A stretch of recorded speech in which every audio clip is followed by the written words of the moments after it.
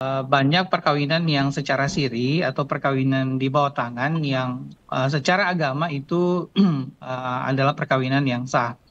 Tetapi secara negara itu adalah merupakan perkawinan yang belum bisa dicatatkan karena belum secara resmi menikah di kantor urusan agama sebagai lembaga yang ditugaskan oleh negara untuk mencatat peristiwa penting masyarakat yaitu perkawinan. Dan kondisi ini sebenarnya banyak terjadi di sekitar kita, di lingkungan kita. Banyak orang yang mungkin menikah karena terpaksa, menikah karena married by accident misalnya. Atau mungkin dulunya memang di daerah kita kalau perempuan sudah agak besar badannya, umurnya masih di bawah, kemudian sudah disukai oleh seseorang dan tabu untuk misalnya eh, apa namanya menolak ketika sudah ada yang datang melamar di rumah. Ya, halo. Ya, lanjut Pak, lanjut Ya, Pak. sehingga sehingga itu diterima oleh orang tuanya meskipun dia masih di bawah umur, belum secara undang-undang perkawinan belum memenuhi syarat untuk menikah.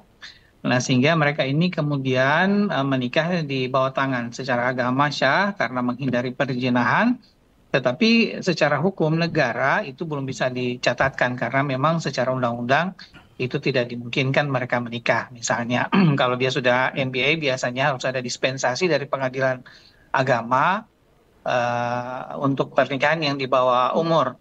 Tetapi juga banyak kasus yang terjadi orang setelah menikah mungkin kemudian secara resmi dia punya buku nikah, kemudian satu dua hari bahkan mungkin kawin turun istilahnya ya, Hmm. atau 1 2 minggu, 1 2 bulan, 1 2 tahun tiba-tiba dia sudah suka dengan orang lain misalnya, atau sudah terlibat percintaan dengan pihak lain yang kemudian mungkin saja secara agama juga sudah ada perceraian di antara pasangan ini.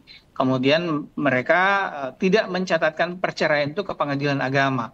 Tetapi kemudian mereka mungkin sudah apa namanya mungkin ya ke pengadilan mungkin mereka ada ketakutan untuk ke pengadilan, mungkin takut dengan biaya, takut dengan persidangan dan lain sebagainya sehingga memilih jalan pintas menikah dulu dengan pasangan lainnya di bawah tangan begitu sehingga karena dia punya pasangan resmi yang tercatat secara negara yang tidak memungkinkan untuk dia kemudian menikah secara tercatat di kantor urusan agama sehingga mereka memilih untuk menikah dulu secara siri.